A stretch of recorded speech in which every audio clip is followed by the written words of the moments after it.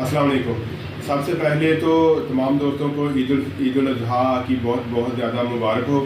तो दूसरे नंबर पे मैं ये आपसे कहूँगा कि ईद के मौके पर गोश्त को बहुत ज़्यादा इस्तेमाल ना करें।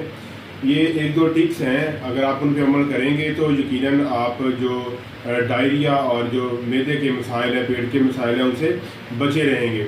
आप गोश्त और भुना हुआ जो ख़ास तौर पे कबाब वगैरह बना के बारबेक्यू करके और ये खाएं, बहुत ज़्यादा खाएंगे और उसके साथ कोल्ड ड्रिंक्स वगैरह पिएंगे तो उससे आपको डायरिया हो सकता है, आपका ब्लड प्रेशर तेज़ हो सकता है।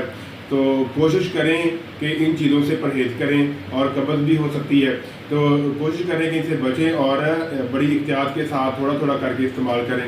बल्कि कुर्बानी जो होती है, इसका गोश्त कुर्बानी अपने नफ्स की होती है, और अपने जो गोश्त होता है कुर्बानी का, ये लोगों में तकसीम करने के लिए होता है। ये नहीं है कि जिसका बकरे का आपके नहीं किया तो आप